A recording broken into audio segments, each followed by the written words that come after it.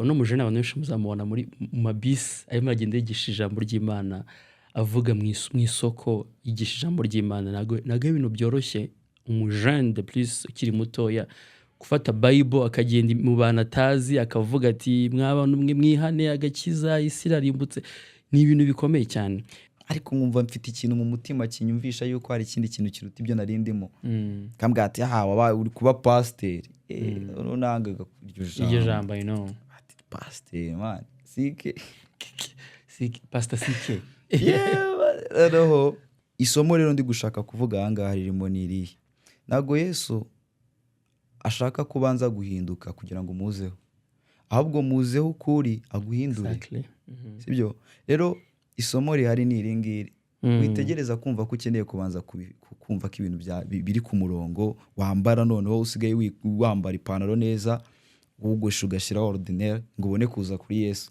wishaka ko bigaragaza yuko ukijijwe yego ntangira gusa nkaho nigana iyo ndirimbo sinzana amarira yavuye kuko numvaga njyewe birenze noneho uko nari nsanzwe mbimenyereye none se nkanabona noneho wagira ngo twakundi ushobora kuba uri kubona nk'ikintu narebye filime ya Yesu noneho nkabona wagira ngo nyine nkabona birenze uko nabitekerezaga Imana yaguhamagariye kuyihamiriza mu mihanda mu mabisi mu masoko igihe namenye yuko Imana ishobora kuba yaranshizeho icyo kintu by'ukuri numvaga maze kumenya Kristo nk'uko nabivuze yego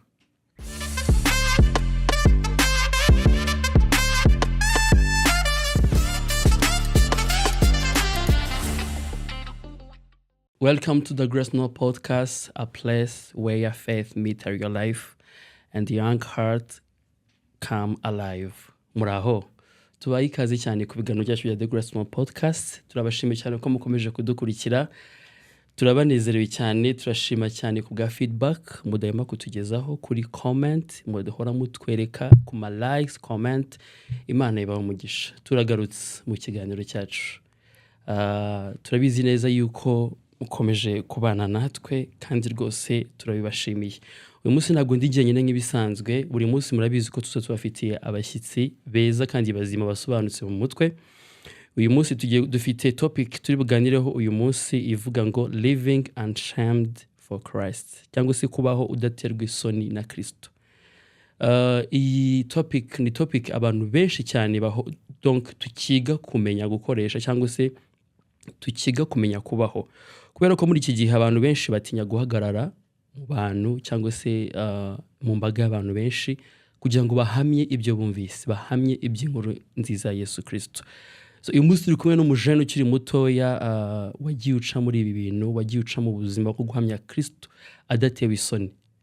Ushobora kukubaza ku giti cyawe, ese Kristo wamenye, Imana wamenye, ushobora guhagarara imbere y'abantu ukayihamya, ushobora guhagarara imbere y'abantu ku buryo ivuga iti umwana wanjye aramamya. Ijambo ry'Imana riratubwira ngo nimutamamiriza imbere y'abantu nanjye sinzabahamiriza imbere y'abamarika bo mu ijuru. Ntabwo ndi jyenyine muri studio nk'uko bisanzwe, murabizi muri kumwe na host Bogard de Jésus.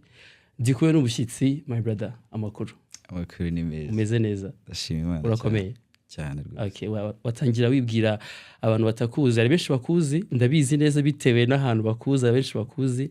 Ushobora gutangira bibwira amazina yanyu. Ndabashoboje mu izina rya Yesu. Amazina nitwa Cyusakeri. Mu rugo ni Nyamirambo. Umwana wa kabiri, ubwo ni njyewe ukurikira imfura. So ikindi ndacyari umunyeshuri, ndacyari kwiga. Ndi imbata ya Kristo, umwana w'Imana. Amen. Tuguhaye ikaze cyane. Murakoze. Tuguhaye ikaze cyane muri Grace Note Podcast. Wumve ko ni mu rugo, wisanzure kabisa. So nk'uko turabivuga, topic tufite uno munsi ni living unshamed for Christ, cyangwa se kubaho udaterwa isoni na Kristo.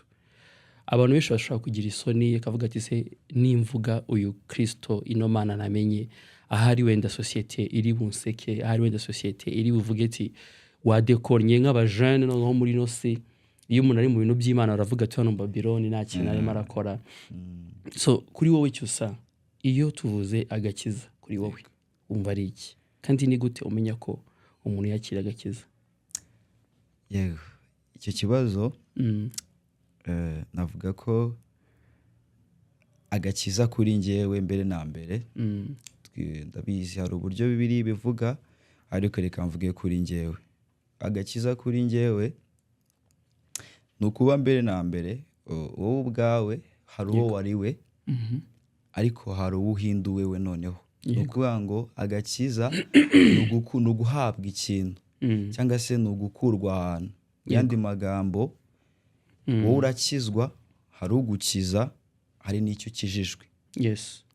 Nkiri aho ngaho, iyo mvuga agakiza muri Kristo Yesu, bavuga ko twari abanyabyaha, ariko kubw'imbabazi n'urukundo rw'Imana tugahindurwa abana b'Imana binyuze muri Kristo Yesu watubambiwe ku musaraba. So agakiza kuri njyewe ni ugukurwa mu rupfu tujya mu bugingo ku bwa Kristo Yesu watupfiriye. Ewa, nusubije neza cyane. Tukiri aho ngaho nahita nkubaza ikindi kibazo. Ese Cyusa yari muntu ki mbere yuko yakira agakiza? Wari umeze gute? Cyusa wa mbere y'agakiza cyangwa se wa mbere ya Kristo, kuko agakiza ntabwo njya ngatandukanya na Kristo. Yes. Cyusa wa mbere ya Kristo, nari wa mwana, reka mvuge wenda ukuntu nari imeze, se nkaho mvuga ku mico yanjye ho gatoya. Twirengagije yuko nakuriye mu rugo ziko bavuga Imana, twirengagije yuko nakuriye mu rugo mukecuru ambyusa ngo tugende muri Catholic tujye mu misa. Ariko nari nsanzwe nzi ko nyine kuba uzi Imana ari uko usaba ikintu Imana ikakiguhereza. Yes. Ariko nangiye kugera muri secondaire, nangiye kugera mu myaka nsa nkaho nshobora kwihitiramo, handi mukecuru atakimbwira ngo kora uko nguko. So natangiye kwisanga mu bintu nsigaye mbona nanjye nigera ahantu nangira kwisanga mu yindi mico. Okay. Nabyita yuko nyine babyita uburara, sibyo? Kunywa itabi, gusa kuba uri kumwe n'abantu nyine wumva yuko just ni abantu bagukunze, ni abantu b'inshuti zawe, gusa muhurira mu bintu byo kuba mwagiye mu muhanda. Yes. So ubwo buzima kuba nari mburimo, numvaga yuko nyine ushobora kubikora, ushobora kwitwa nyine umuntu ubikora ukaba umurara, ariko umurara unasenga Imana. Ariko Yesu amaze kugera mu mutima wanjye, ari byo nita agakiza, kuba Kristo yaramaze kugira umurimo mu mutima wawe, numvishe muri njyewe nangiye kwanga bya bintu. Yes. Mu by'ukuri suko batari basanzwe bambwira ngo ibintu nibibi bireke, nari nsanzwe mbizi ko kunywa itabi atari byiza. Already mama yari asanzwe anarira kuri telefone turi kuvugana, ariko nta muntu umbwiye ngo ibyo bintu bireke. Yesu amaze kugera mu mutima wanjye, mu by'ukuri natewe agahinda nuko mbikora. Numva aho kugira ngo noneho nsigare numva mbikora nishimye, sigaye mfite isoni zabyo. Gusa nyuma y'isoni zabyo nkumva mfite noneho no kumva nifuza kutabikomeza. Kandi nk'uko wabyumvishe nabivuze mbere, numvaga ari bwo buzima ndi proud. Nta bwoba mfite, just ndi umurara. Ariko Yesu amaze kugera muri njyewe, numvishe nabyita yuko umutima n'uburyo natekerezaga ibintu byarahindutse. So kuri njyewe wa mbere, ibyaha cyangwa se izo ngeso mbi nazibonaga nk'ubuzima numva nshaka kugumamo. Ariko nyuma ya Kristo, ubwo ndavuga mu buzima bwanjye Yesu amaze kugeramo, numvishe bimbabaza kuba mbirimo, ndetse numva mfite umutima uremerewe nabyo. So niho natangiye kugera imbere y'Imana. So ndavuga wenda nari ntangiye kugera kure, gusa Kristo amaze kugera muri njyewe, nibyo nakita agakiza kamaze kugera mu buzima bwanjye. Ibyo nitaga ibinezeza, ibyo nitaga ubuzima, natangiye kumva nyine numva nakishaka kubikomeza. Aho niho nita ko Kristo yaramaze kugera mu buzima bwanjye, agakiza kamaze kuza muri njyewe. Well, ku bantu batazi Cyusa Kelly, uno mujene abantu benshi muzamubona muri mabisi arimo agenda yigisha ijambo ry'Imana, avuga mu isoko yigisha ijambo ry'Imana. Nago ibintu byoroshye umujene de plus ukiri mutoya gufata Bible akagenda mu bantu atazi akavuga ati mw'abantu mwihane agakiza isi irarimbutse. Ni ibintu bikomeye cyane. Nahita mbona kukubaza ikibazo aho ngaho Cyusa, ni ryari wamenye ko Imana yaguhamagariye kuyihamiriza mu mihanda, mu mabisi, mu masoko? igihe namenye yuko Imana ishobora kuba yaranshizeho icyo kintu, by'ukuri numvaga maze kumenya Kristo nk'uko nabivuze, yego, natekereje ahantu narindi, numva narindi ahantu habi cyane. Nyine nibwo numvisha ubuzima narindimo uburyo ari ubuzima bushobora kuba wubayemo ukumva gutinda mu kintu cyane bituma ucyakira. Nyine bituma wumva yuko ukumva yuko ari bwo buzima, ukumva yuko n'ahandi hantu wajya. Ariko maze gutera intambwe, maze kumenya Yesu, maze guhishurirwa Yesu, natekereje ubwo buzima narindimo, numva nyine numva mu by'ukuri ni ibintu, ni ubuzima bubabaje cyane. yego, Numva ni ubuzima buteye agahinda muri makeya. yego, So kumenya yuko Imana yamamagariye gukora kubwiriza ubutumwa bwiza kuriya, ni ukumva mfite umutwaro. yego, Mu by'ukuri numvishe hari abandi bantu, kumva ko hari abandi bantu bari nk'aho ngaho, kuko nageze igihe numva nanjye nyine nk'umuntu byibuze wambwira ibyo ngibyo. So Yego. kumva ndemerewe no kumva ko hari abantu bakicaye aho narindi, byanteye kumva nagenda nanjye nkababwira. So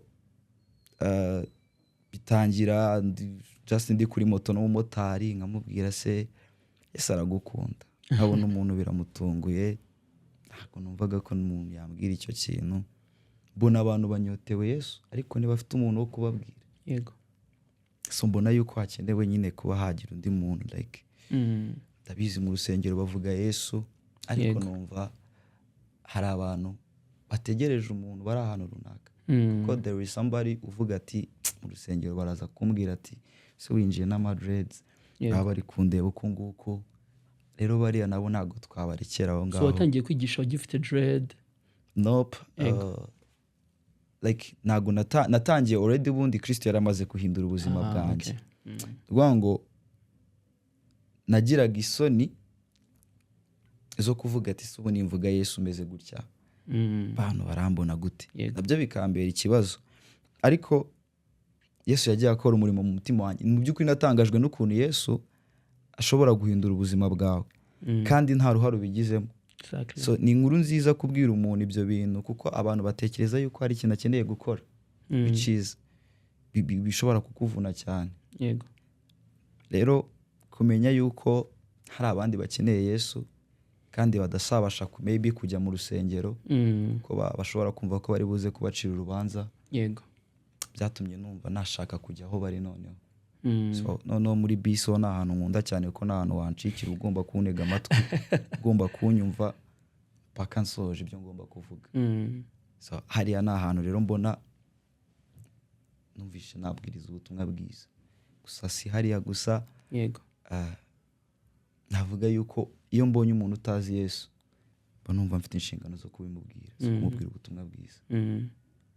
Muri urugendo rw'agakiza no kwigisha ijambo ry'Imana, Kelly, hari abantu wagiye ubona, hari abantu bafite ubuhamya ko wagiye basharinga ijambo ry'Imana bagakizwa biciye muri wowe? Yego. Barahari ni ukuvuga maybe singira amahirwe yo kuba nabonana n'abantu bose, ko hariya mu isoko ntabwo ari umuntu wese nyine ushobora gukomeza kugira follow up. Yego. Ariko Paul yabivuze neza, twebwe dushobora gutera imbuto ariko hakaba abandi bazuhira. Exactly. Ariko Imana nyine ikazikuza. Yego. So kuri njyewe rero nagiye mbona hari abantu bagenda baza bakambwira ati mu by'ukuri ni ukuri pe, niba hari umuntu watumye byibuze numva Yesu nyine like, ugatuma numva Yesu namushakisha, nkabona nka message akambwira. So noneho mu minsi yashizeho, kubera hari ntabwo nari nsanzwe posting already, na video nari nsanzwe nkora, ariko still narabwirizaga ubutumwa bwiza. So ariko aho nangiye gushyiriraho video, mbona message umwana akambwira se niki cyatumye uvuga ubutumwa bwiza gutya. Akambwira ati ikintu nshaka kubwira, watumye numva nakakira Yesu, watumye numva namenya Yesu, watumye nyine like nkabona nka message y'uwo mwana, nkavuga ati cyubahiro kibi cy'Imana. So binyereka yuko hari abantu benshi mba ntabashije no kumenya, ariko Imana iba yakoze umurimo mu mitima yabo kubwo kubumbura akanwa kanjye gusa. So urumva muri iyo nzira ukoramo yo kwigisha ijambo ry'Imana mu bantu, mu by'ukuri abantu turagoye. So hari igihe ushaka kujya nk'ahantu kumva abantu baravuga ati dusakuriza, like imbaraga ugira zo kugira ngo uvuge ati njye ninjiye muri bisi, harimo abagenzi, abantu bigire muri gahunda zitandukanye, harimo abantu bifitiye stress z'akazi, bakererewe, harimo n'abantu badashaka no kumva yuko umuntu abasakuriza. Abo bantu bamanaginga gute? Donc nahita mbarizaho ko ari nk'imbogamizi uhura cyane nazo. N'abantu barakubwira nawe bakubwiye ati bro ibintu muravuga ni ibiki, kuko njyewe nyitangira kuvuga Imana mu buryo bwa social media, nagenda ngambona message z'abantu banuka ambwira ati yo va muri ibyo bintu, umata umwanya uri mu biki, ibintu nk'ibyo. Ariko izo commentaires ziri negative, rimwe njye nkazihorera nkavuga ati bro, umuntu afite uburenganzira bwo kuvuga ukuntu ikintu acyumva n'uburyo ashaka kumva ikintu, ukamwihorera. Urumva aho ngaho ni kuri social media, ni kuri Instagram, ni hehe, noneho uri kumwe n'uwo muntu, uwo muntu afite uburenganzira bwo kuvuga ati dusakuriza, afite uburenganzira bwo kuvuga ati shoferi ngenda sohoka wino bisi, yanagukubita urushyi rwose. Ahubwo izo mbaraga uzikurekere, ntabwo njye mbyumva, kuko njyewe njye ndizi ntabwo nabishobora. Yego, so ndashaka kubisobanura muri ubu buryo. Nuvuga ngo abantu nabyita sinzi ibintu bya psychology cyane. Yego. Gusa namaze gusanga umuntu ashobora kwita yihutira kuvuga ikintu just nyine kuko nyine akenshi tubyita yuko ari ibitekerezo cyangwa se ari uko umuntu yumva ibintu. Yego. Gusa ntabwo dukirana n'abafite umubiri cyangwa amaraso. Njye nizera yuko hari imbaraga zirwanya, ni ukuvuga ngo mu buryo nabivugamo, hari imbaraga zirwanya ubutumwa bwiza. Yego. Kandi izo mbaraga buriya ntabwo buriya njya bitindaho ngo mvuge ngo nuriya muntu, kuko umuntu ashobora kumbwira se man wabuze ikindi kintu ukora, but I know ko ntabwo ari uwo muntu, ngo uracyari muto, ngo ibintu by'abasaza n'by'abapasiteri, nuvuga ngo ntabwo ari uwo muntu. Namaze gusobanukirwa yuko ntabwo dukirana n'abafite umubiri n'amaraso. Sinjya na rimwe nita ku bintu umuntu avuze, kuko I know neza ko hari ikintu kimuri inyuma nawe atazi. So Yesu yarazi ibyo abantu batekereza, ndetse yarazi ibyo abantu nyine rwose bari buze kuvuga. Ariko icyo nkundira Yesu nyine nabyita ko nyine kuri njyewe Yesu nagiye mbona yagiye yakira abantu bameze nk'uko nguko. Yego. Kandi Bibiliya iravuga ngo ni ukuvuga ngo umuhanisha ubugwaneza. Bibiliya nyine idutegurira ibintu nk'ibyo ngibyo, cyane cyane ku bintu by'ubutumwa bwiza n'ijambo ry'Imana. Umuntu wese ukiri mu bintu runaka yumva akiri mu byaha, iyo bimubwiye ahita yumva ari nk'aho nyine mukomerekeje ukuntu. Mwafundinze. Yego. Rero ibyo ngibyo ntabwo byagakwiye gutuma tutabwiriza ubutumwa bwiza, kuko umuntu ashobora kuvuga icyo kintu. Nagiye mura n'abantu bigatangira ameze uko nguko, ari kugira nyine asa nk'aho ari uri kuderanja, wavuye ahangaha iki, but nyuma y'iminota 2 na video experience, nyuma y'iminota 2 nkabona ameze uko nguko, sometimes kanabwa ahubwo nsengera. Wow. Rero namaze gusobanukirwa yuko tudakira n'abafite n'amaraso. Yego. Rero sinjya nceceka, ndabizi neza ko Yesu Kristo afite ubushobozi bwo kwigarira umutima w'uwo muntu. Kandi ikindi nzi ko nanjye ariko nari imeze. Yego.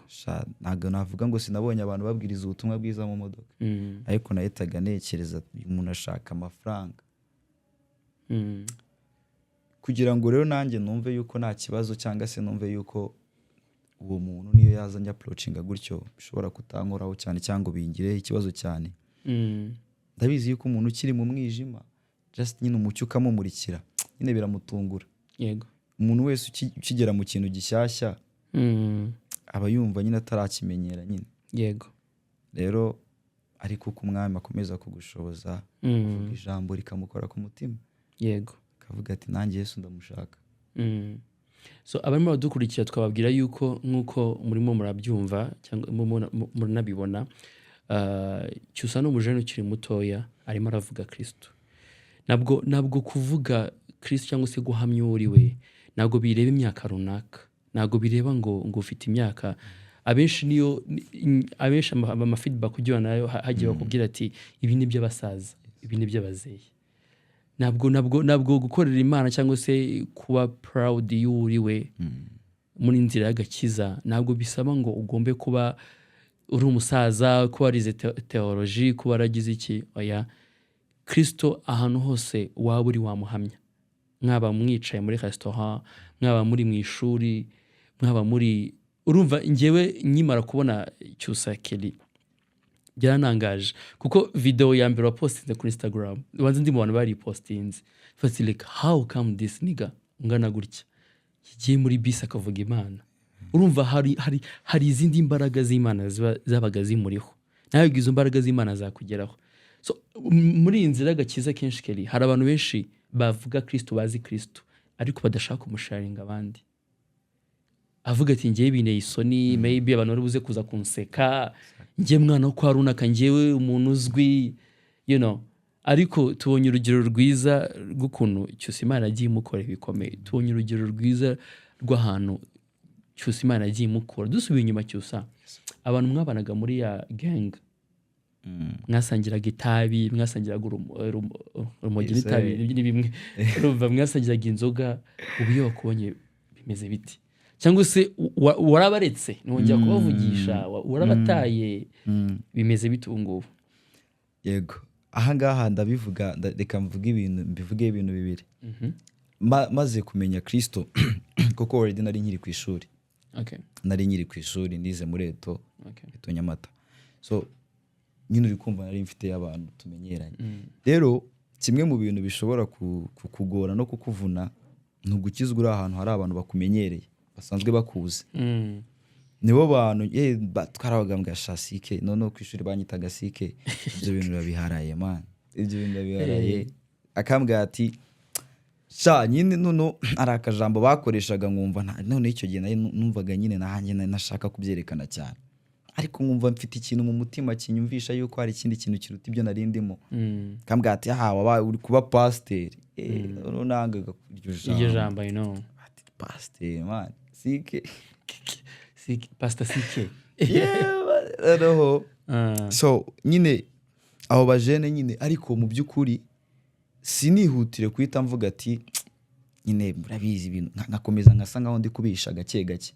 Ariko Mwuka Wera sinzi ukuntu yabigenje, natangiye kubaburira umwanya.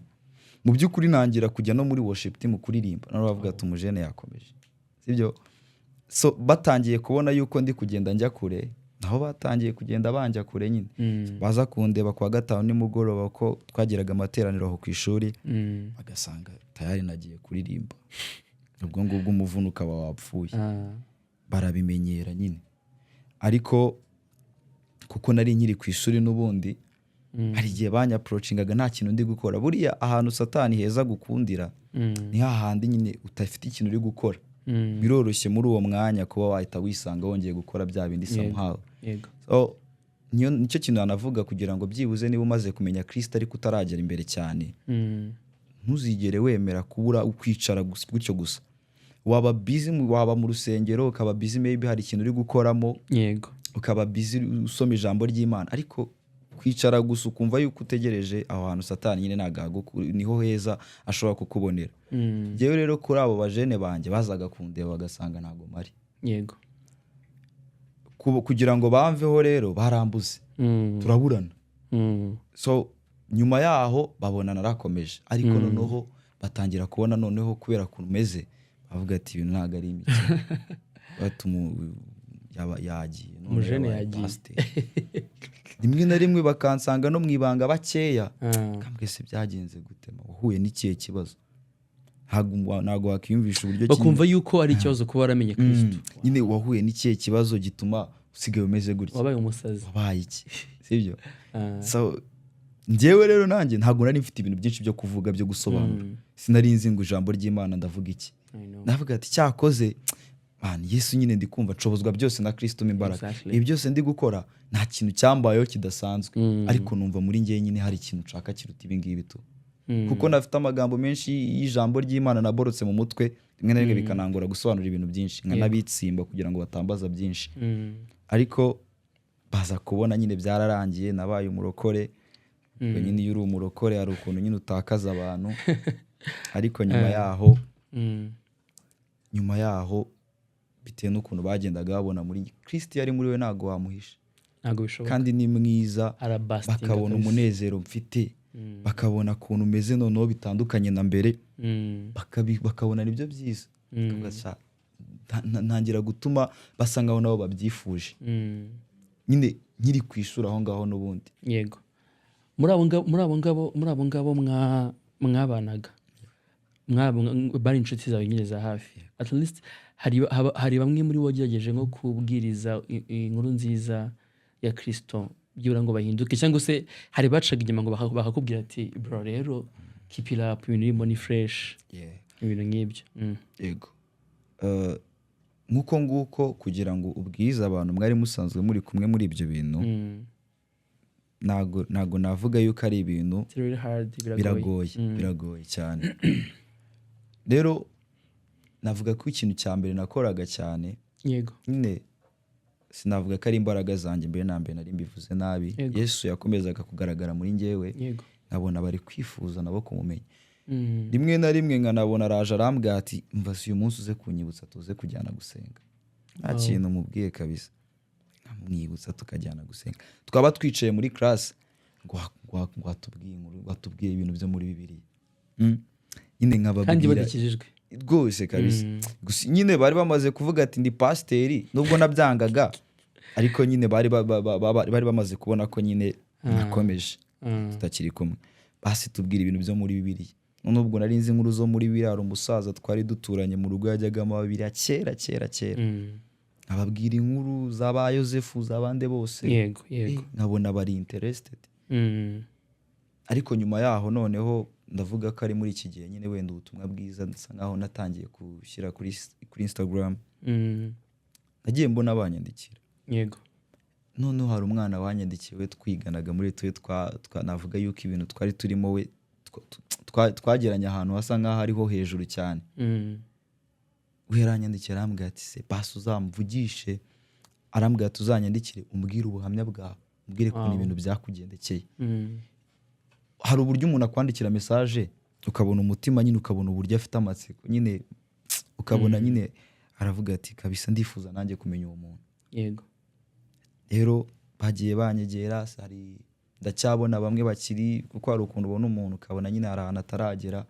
Biroroshye kugira ngo ubone umuntu, hari ikintu nyine ukabona umuntu yapostinze nk'ikintu ukavuga se yego, nyine ukabona mu by'ukuri nyine hari uburyo ushobora kubona umuntu ukabona aracyafite intege nkeya.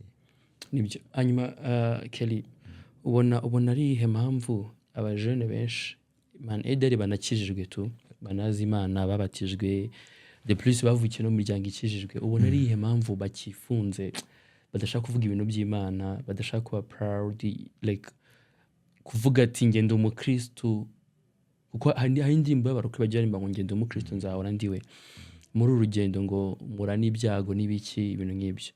So ubona ari ihe mpamvu abajene benshi dufite inshuti zacu bazi Imana, bavukiye mu bakristo, ubona nyine batari proud, bashaka guhisha no Yesu bamenye.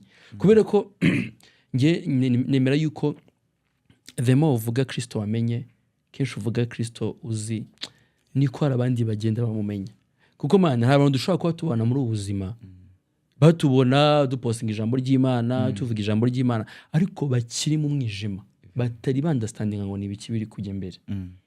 Ubona ari ihe mpamvu wowe nkaho ukiri mutoya urangije kwiga vuba, abajene benshi muraziranye, ubona ari ihe mpamvu kabisa badashaka kugaragaza ko bakijijwe?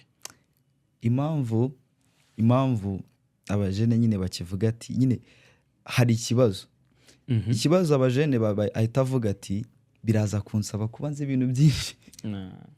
Impamvu atekereza yuko bimusaba ibintu byinshi, noneho yanakireba akabona ahantu agifite intege nkeya, akatavuga se undinde wo kubwira abantu nyine, akahita yumva ntabwo akwiriye. So impamvu ariko ya mbere iruta izindi zose yanajyaga ingonga mbere, ni ukumva yuko ntazi Bibiliya cyane, ntazi ijambo ry'Imana cyane. Ni ukumva mvuga ati ubu nibahita bambaza ikibazo ndasubiza iki? But ntago ibintu byose njya kuvuga yaramba mba nabyanditse cyangwa mfite script yabyo. Mwuka wera aguhereza ibintu ukwiye kuvuga. Rero abajene bandi bo baravuga ati uriya mwana azi Bibiliya cyane niyo mpamvu usinge najya kubwira icyo abantu. But ubutumwa bwiza nibwo bwonyine mvuga, ntunjyane mu bindi. Yego. Nuvuga ubutumwa bwiza umuntu azakizwa. Wowe wishaka kuvuga ngo nkeneye kubanza kumenya byinshi, kumenya Bibiliya cyane, ahubwo vuga icyo Kristo yakoze mu buzima bwawe. Vuga ubuhamya Kristo, vuga icyo Kristo yakoze muri wowe, vuga aho yagukuye. Birahagije kugira ngo umuntu akizwe. So impamvu abajene rero babitinya cyangwa se bavuga ngo ndabikora gute, nukumva ko akeneye ibintu byinshi byo kuvuga. Yego. Nope. N'ubutumwa bwiza nizo mbaraga zesha umuntu wese wizera gukizwa. Donc no kubanza ukakira Kristo umwami nk'umukiza w'ubugingo bwawe, ukumva ko yazutse, ukamwizera. Man, ibindi bintu byose Imana igenda providing. Nabwo n'abanyarwanda bajya bakunda kuvuga ngo nta mwana ngo uvuka ngo yuzure ingobyi. So urumva wowe no kwakira Kristo, hanyuma ibindi byose agenda twigisha amagambo Mwuka wera agenda akora muri twebwe. So none se Kelly, uramutse usubije amaso inyuma ukareba aho wari uri nuko umeze ubu ngubu, nirihe somo wakuyemo? Uriyizi nkawe, ifata nk'ishusho ishushanyije kera ukinywera bya biyobyabwenge kugeza aka kanya, ni ikihe kintu wumva kabisa uvuga ati ewa nari narahombye, ntabwo nari nzi kubona ubuzima bumeze burya, ku buryo n'undi muntu uri udukurikiye kuri The Grace Note Podcast ahita avuga ati kabisa nanjye maybe no mujene yari mu bihe nk'ibyanjye njyewe, nanjye maybe this is my time kugira ngo mere nka Kelly. Yego. Isomo nakuyemo cyangwa se ikintu navuga, vuga ngo hari ukuntu umujene ukiri muri biriya bintu, njyewe personally nkiri hariya nyiri muri ubwo buzima nyine, navuga yuko nari ndi gukora ibyo bintu bitari byiza. Numvaga yuko kugira ngo nyine wenda usenge cyangwa se kugira ngo ubanze wegere Imana, vuga ngo numvaga yuko biransaba kugira ibintu mbanza kureka, vuga ngo biransaba kugira uwo mbanza kubaho. Kavuga ati rero niba nshaka niba nshaka kuba umuntu w'Imana cyangwa se niba nshaka kuba umuntu Imana ishaka, ngomba kubanza kureka kunywa itabi. Yego. Niba nshaka ko nyine kuba umuntu Imana ishaka, ngomba kubanza kureka kwambara ipantaro uburyo nyambara. So isomo rero ndi gushaka kuvuga ahangaha ririmo n'irihe, ntabwo Yesu ashaka kubanza guhinduka kugira ngo muzeho, ahubwo muzeho ukuri aguhindure. Sibyo? Rero isomo rihari ni iri ngiri, witegereza kumva ko ukeneye kubanza kumva ko ibintu biri ku murongo, wambara noneho usigaye wambara ipantaro neza, wogosha ugashyiraho ordinaire ngo ubone kuza kuri Yesu. Wishaka ko ibyo bigaragaza yuko ukijijwe. Yego. Ahubwo iyaba naramenye ko Yesu agushaka ukuraho akaguhindura, agushaka ukiri hahandi ahubwo akakwereka inzira yo kuhakuvana, ntabwo nari kuba naratinze. Ahubwo ndatinze mu kuvuga ngo reka mbanze mere neza, se ndagenda Yesu nyine. Isomo niryo ngiryo, witegereza kuvuga ngo ndabanza ngo Yesu niwe uzakora umurimo wo gutuma ibyo bintu byose bihindukaho. N'ubundi abantu bishobora bibwira bati njyewe ntabwo ntazi imbere ya Yesu nsa nabi, ntabwo najya mu bintu by'Imana ameze gutya, nzategereza. Bro, hari abantu bajya ibyo twahoze tuvuga kare, hari abantu bashobora kubona umuntu afite dread yitoboreye amatwi ari umujama, akumva yuko uwo muntu adashaka kuvuga Yesu. Bon, surtout dukunda kubibona mu bihugu byateye imbere nka za Amerika n'ahandi, ushobora kubona rwose umujama yifitiye dread kandi akikije ijambo ry'Imana bikagenda neza. Ushobora no kubona noneho n'ufite agasatsi gakeya uri clean nta jambo ry'Imana azi. So Mwuka wera yaje agenda agahindura accordingly, ntabwo uzaza ngo uhite ako kanya. Niyo mpamvu abantu dushatse tukajya twirinda no rimwe na rimwe kujajinga, ukabona umuntu rwose aritambukiye ukavuga ati hano umunyabyaha n'umupagani. Ntabwo uza ahantu umuntu yihaniye bro, ntabwo uza ahantu umuntu yihaniye. Ntukabona umuntu agenda gutyo ubone, kuko uri umujene urabizi nibyo bintu byuzuye ahangaha. Abantu bazi ngo umuntu w'umurokora agomba kuba yambaye ishati ya sate, yambaye congo, yambaye tisi, ahantu bihuriye agakiza ni mu mutima. So rero iyo Mwuka wera kujemo niwe ukwemeza akavuga ati rero you know what, ntabwo iyo misatsi nyishaka, yego you know what, ntabwo ayo maherena nyishaka yakuremo. Kuko urumva akenshi iyo ugiye kubwira umuntu ngo yonga urumva ngo namurokore, ngo ugomba kuba afite dread, ngo namurokore, ngo ugomba gusiga ngo inzara, aho ngaho rwose ubibyisha. Kuko ako ni akazi ka Mwuka Wera wonyine gusa. Holy Spirit niza igahindura umuntu, ukabona ko wisigaga ibintu bitari byiza, ukavuga ati reka mbireke. Njyewe hari umupasiteri umwe, ntabwo ndi bumuvuge izina, yatubwiye yuko yigeze mbere Mwuka Wera yarabyutse aramubwira ati wowe kata umusatsi tu. Abantu benshi babashoka baravuga ati se ko atari umwadeperi, abadeperi nibo tuzi ko bakunda kuba bakasa agasatsi, ko atari umwadeperi abigenje gutya. Bro, Holy Spirit azakubwira ati kino kintu kireke, uriya muntu umureke bijya bibaho, right? Cyangwa se ugiye nkugirije nk'ijambo ry'Imana wowe wigisha mu muhanda hari abantu benshi, nko yakubwira ati hano ujyeyo. Kandi si uko hatari umuntu ushaka kumva inkuru nziza, ahubwo nuko hari impamvu yanze kujyayo. Sibyo? Impamvu twakomeza tubwira abajene bose, man, muze kwa Yesu, mumenye Imana, mwizeye. Buri muntu wese nyine ikintu cyose wizeye muri urugendo rw'agakiza, ukibemo apana kukibamo umeze gutya, umeze akazuyazi, niko Bible ivuga, ngo ube muri ibi ngibi, ngo ndaba muri ibi, ndajya gusenga njye muri bamo nyine uko ushobozwa. Biragoye sometimes, turi abajene biragoye, ariko Kristo nicyo yaje hano ku isi gukora. Kristo yaje kugira ngo ibyari bitunaniye, kugira ngo abituruhure. Ibyari nimba zacu byose, ibyari bigoye byose abituruhure. So kandi kabazo nakubaza Kelly, aka kanya nkawe iyo wicaye ubona uri umujene kabisa, Imana yagiriye neza. Imana yagiriye neza kabisa. Kandi nagiye kubaza ikibazo kandi urakivuza, wambwiye ngo iyo uteze moto ushobora kugenda kubwira umumotari ese moto ubundi wowe uzi Imana, ubundi uzi Yesu. Hari nuko ubwira ati bro watse kunsakuriza ariko utumva offended. Ntabwo navuga ko offense umuntu agira akazimenyera nyine ku buryo na offense imukoraho, ariko nyine ntabwo nyitindaho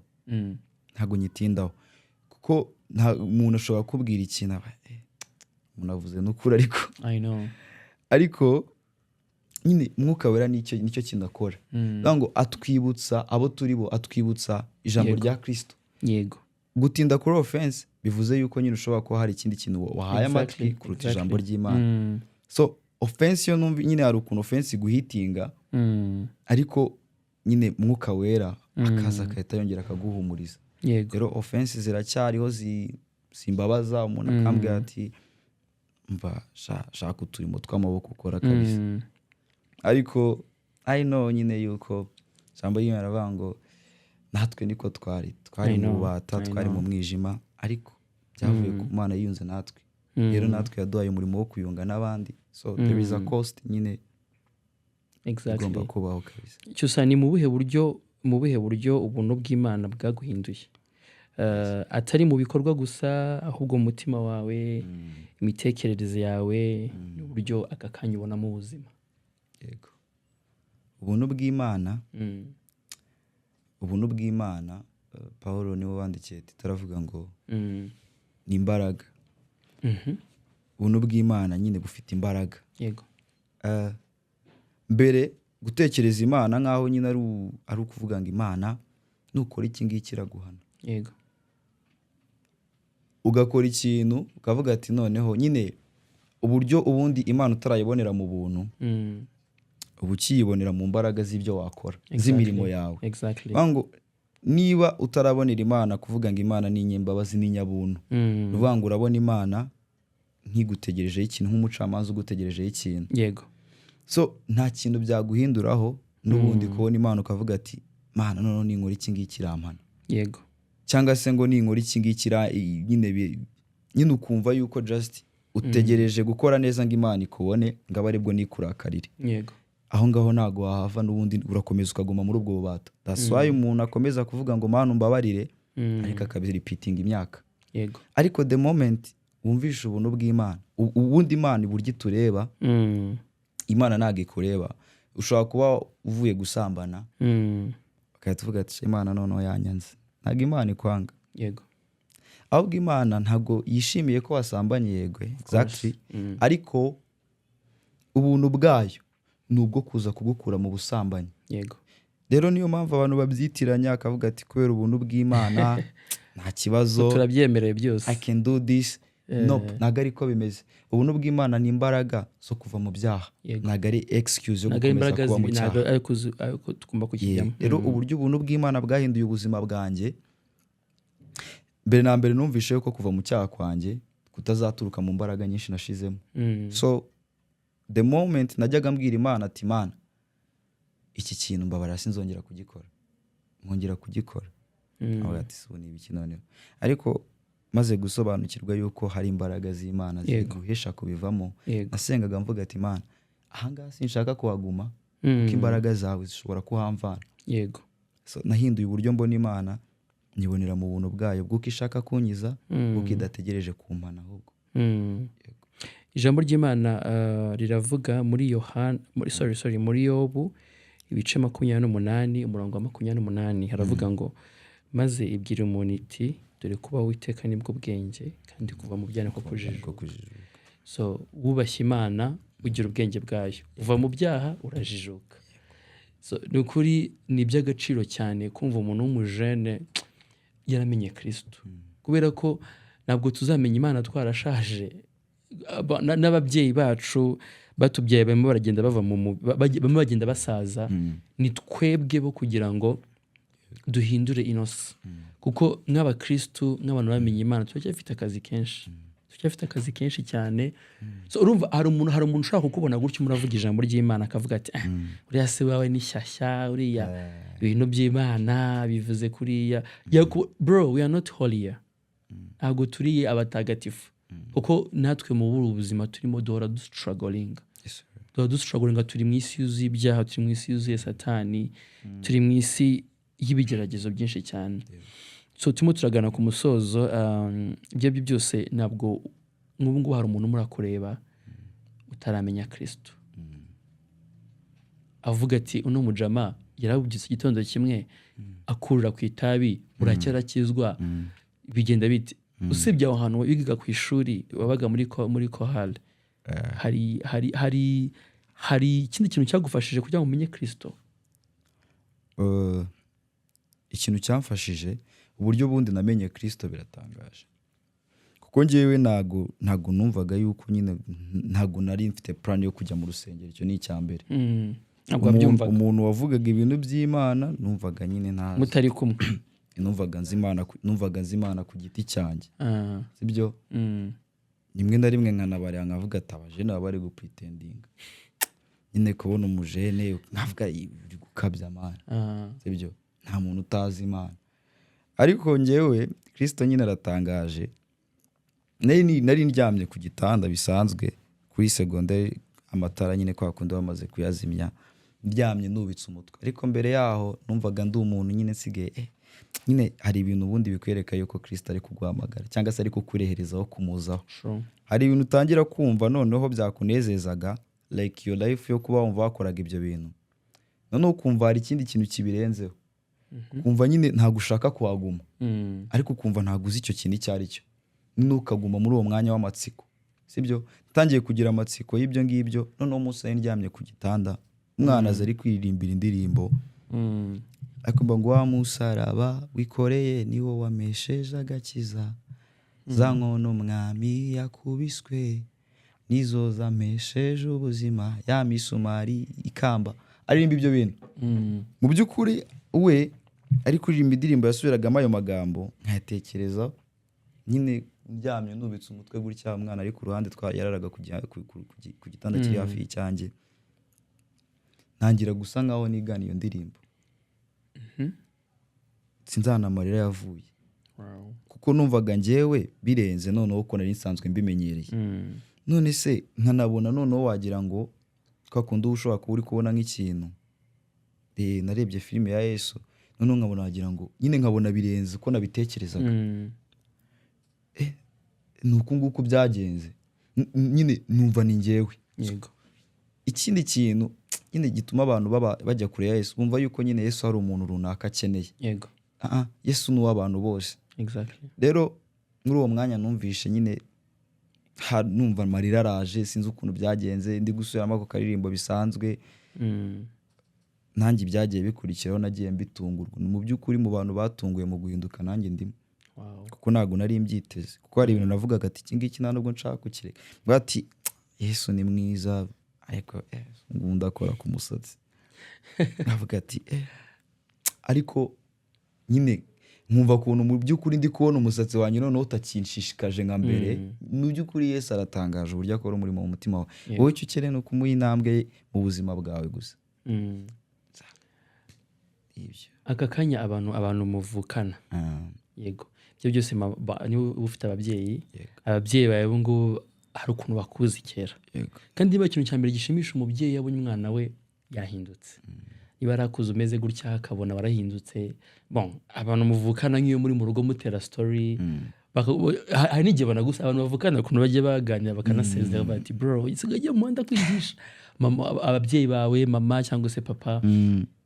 Aka kanya iyo bakubonye biyumva gute, bakubwira iki? Shobora ngo ume situation ya mbere ukuntu byari imeze iwanyu, of course birumvikana, agahinda mwana wacu kucyunywa ibi n'ibi, ababyeyi babaga baravuga tugiye kuba imbwa, bayimbwa, ibintu nk'ibyo. Aka kanya bwo bigenda bite? Warakijijwe, babona uvuga inkuru nziza ya Kristo. Aka kanya ntago reka mvuge kuri mukecuru wanjye mbere na mbere. Yego. Nujya umwata ariko warasaze. Mukecuru wanjye bamubwiza ukuri cyane, ariko nyine hari abandi bantu nyine nka nari nzi njyewe nari niteguye kuvuga ati hari nabo nagize kuri status za WhatsApp ndaba hiding kugira ngo batazajya babibona, kuko mvuga ati okay maybe nyine hari uburyo bashobora kutabifata. Hiding batabona ubuzima bwawe. Abo mu rugo, of course, papa mama nkaba hiding. Ariko natunguwe n'uburyo nyine hari tonto yigeze kujya mu rugo ahantu nari ndi kuba mbere, asanga yo speaker nyine na microphone. Yego.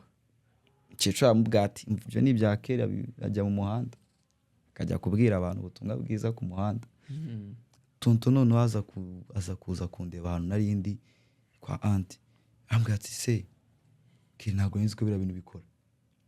Nubwo ngubwo hari hanabaye n'ikiro niko nabyita, bari baje guhemba, aramagarika aho ngaho nk'imbere, ambwati sinjya mvuga ibintu byinshi ndetse sinjya nkunda kureactinga ku bintu, ariko ibintu uri gukora ni byiza.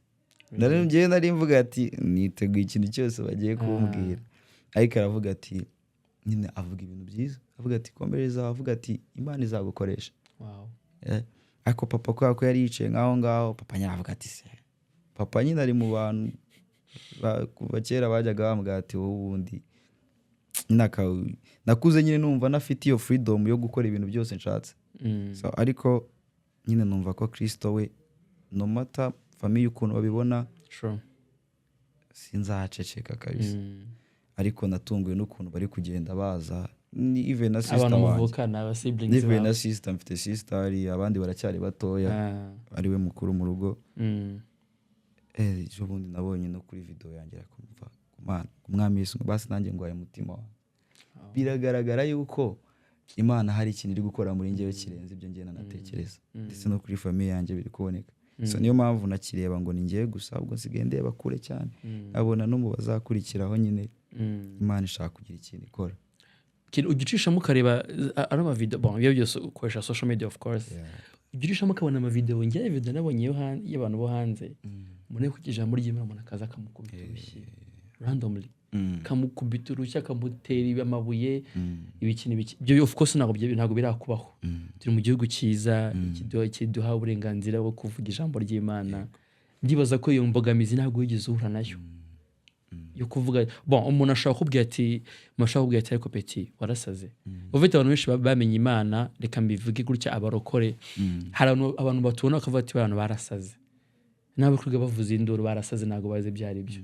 Ariko ngiye nemera yuko umuntu yakwiye kubaha buri myemerere ya buri muntu wese, kuko buri muntu wese yemera uwo yabonye wamugiriye akamaro. Twebwe twemera Kristo kubera ko yadupfiriye ku musaraba kubera ibyaha byacu akatwitangira. So nyuma turimo turagana ku musozo, hari akandi kabazo nshaka kubaza ka nyuma. Ni ubuhe butumwa aka kanya wagenera urubyiruko? Hari urubyiruko rwinshi rwamenya Kristo, rwinshi cyane rukiri hanze mu byaha, bakiri mu bigeragezo, bagifite temptation nyinshi zituma batarabasha no kugira ngo bamenye, babone imbaraga zo kumenya uwo Kristo. Ugiye kudufasha urebe muri kamera za Grace Note Podcast, utubwire urubyiruko rutari rwakira takira Kristo umwami w'ubukiza w'ubugingo bwabo, aka kanya n'icyo wababwira, ku buryo habazumva bazaba ino video bazavuga ati mu by'ukuri Mr. CK Pastor CK yamenye Kristo by'ukuri. Babandi mwiganaga urubyiruko rukiri mu Rwanda, bari mu Rwanda no hanze yarwo, bagistrugglinga n'ibintu byinshi. Aka kanya na CK cyusakiri wababwira iki aka kanya? Ikintu ngiye kubabwira, ikintu numva nshaka gutangiraho kubabwira, witegereza, wivuga ngo mfite nyine kubanza kukira nyine ndacyari mu ntege nkeya, ndacyategereje, wenda ntegereze ko Imana izagira ikintu ikora mu buzima bwanjye. Witegereze ikintu kidasanzwe. Niba uri kumva kano kanya ijambo ry'Imana rigusaba kwizeza umutima wawe ukatuza akanwa kawe, ndashaka kubwira yuko mu byaha nta kintu na kimwe kirimo cyiza. So bidusezeranya temporary things, umunezero w'akanya gatoya. Ndabizi aka experience k'icyaha kararyoha mu gihe gitoya, ariko wiguma aho ngaho. Yesu agufitiye ibiruta ibyo ngibyo urimo. Yesu agufitiye ubuzima n'umunezero utakigera ubona muri ibyo bindi byose uri gukora. Rero nutegereze kuvuga ngo ndabanza kujya mu rusengero babanze bansengere mfukamye hasi. Uri mu cyumba, uri muri salo, uri kuri telefone yawe, vuga ngo mwami Yesu ngwino mu buzima bwanjye, ni wowe nkeneye. Ahangaha ndi ndabizi ko atari heza, ntabwo navuga ngo ibyaha ni ikintu cyiza, navuga ngo Imana ngo yirengagize icyaha ngo just like that, ariko bwira Imana ati nubwo ndi muri ibi ngibi, uyu munsi sinshaka kuguma uku nguku, kuko Yesu yaramfiriye, uwo yameneye amaraso nanjye ndimo. Ndakubwiza ukuri, ntabwo guhinduka kwawe bifitemo uruhare. Kwemera Yesu nibyo bintu bishobora gutuma uhinduka. Ikindi kintu nakubwira ku muntu w'umujene ukibona mu ntege nkeya, hari abantu babiri, hari ubwoko bw'abantu babiri. Ushobora kuba uri mu ntege nkeya kano kanya, ariko ukavuga ati kuba umukristo nikorera ibi ngibi ntacyo bitwaye. Ndavuga ati ntacyo ngenda umukristo, ibintu byo kujajinga ngo meze uko nguko ngo ntacyo bitwaye. Ariko hari undi muntu uri gukora nk'ibyo ngibyo, ariko uri kuvuga ati Mana sinshaka kuguma muri ibi bintu. So ikimenyetso kizakwereka ko Kristo ari mu buzima bwawe biroroheje cyane. Niba ukiri kumva ko umunezero wawe ugifatanyije n'ibyo ngibyo urimo urakora, itabi, sex, drugs, hari ahantu utaragera. Kristo ntabwo aragushyikira neza. Icyo ukeneye gukora ntabwo ari ukuvuga ngo nkeneye kubireka. Icyo ukeneye gukora ni ukumubwira akaza mu buzima bwawe. So undi muntu ni wa wundi uvuga ati Kristo ndamukeneye, ariko ndacyumva ibi bintu kubireka bingoye. Aho ngaho nawe icyo ukeneye si ukubanza kureka ibyo bintu, ahubwo icyo ukeneye ni ukubanza kubwira Kristo ngo intege zanjye nkeya ndashaka kumpa imbaraga zo kubireka. Yego, icyo kintu nabwira abajene. Turagushimiye cyane Kelly, Imana iguhe umugisha.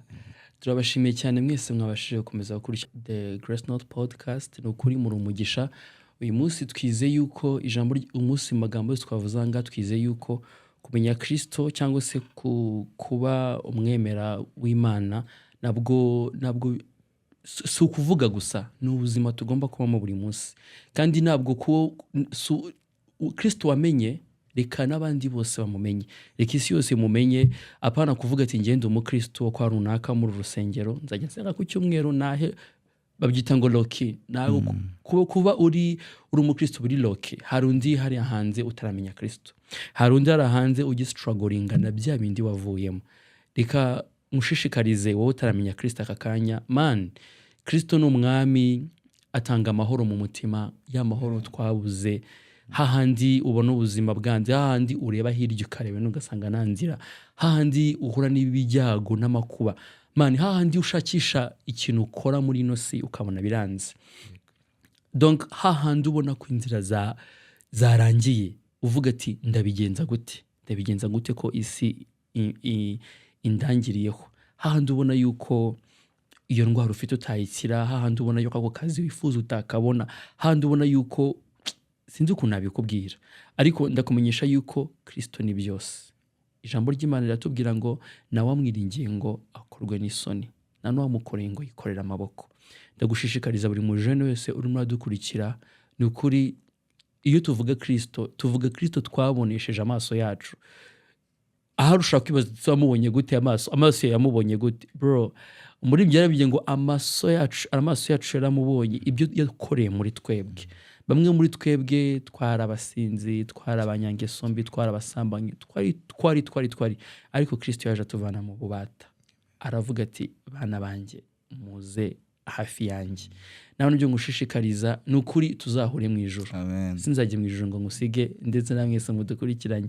So turabashimiye cyane ko mwadukurikiye mu biganiro bya The Grace Note Podcast. Nakagaruka. Imana ikomeze ibarinde. Shalom shalom.